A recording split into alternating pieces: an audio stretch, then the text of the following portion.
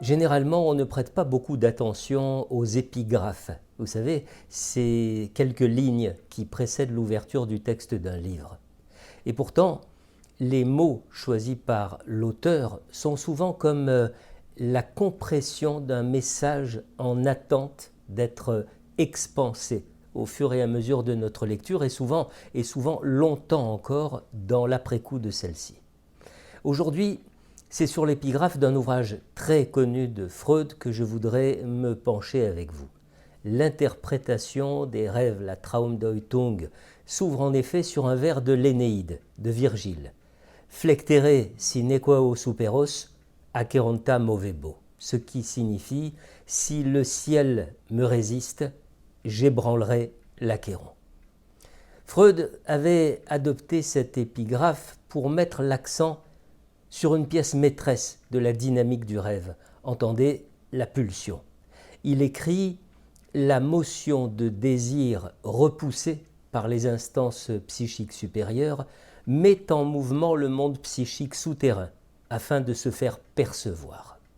À la fin de l'ouvrage, il écrit encore « Le réprimé dans notre âme qui, dans la vie de veille, fut empêché de s'exprimer et fut coupé de la perception interne, trouve dans la vie nocturne et sous la domination des formations de compromis des moyens et des voies pour s'imposer à la conscience.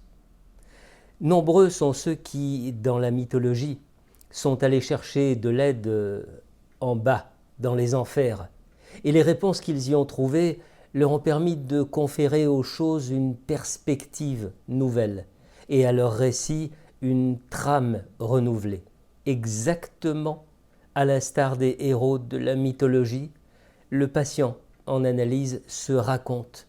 Et c'est par son récit qu'il advient en tant que sujet, devenant son propre héros. Puisqu'il ne peut s'appuyer sur la conscience pour guérir le patient, c'est donc en ébranlant les forces de l'inconscient que l'analyste y parviendra finalement. L'anamnèse, recherchée par la pratique analytique, conduit à une déconstruction du sujet avant une reconstruction sur un palier de plus grande stabilité. Cette épreuve indispensable, métaphore d'une mort et d'une naissance, est la seule voie permettant de réaliser la traversée de l'angoisse, cette traversée symbolique de l'Achéron, et comme le soulignait Freud, de retrouver la saveur de la vie, le plaisir d'aimer et de travailler.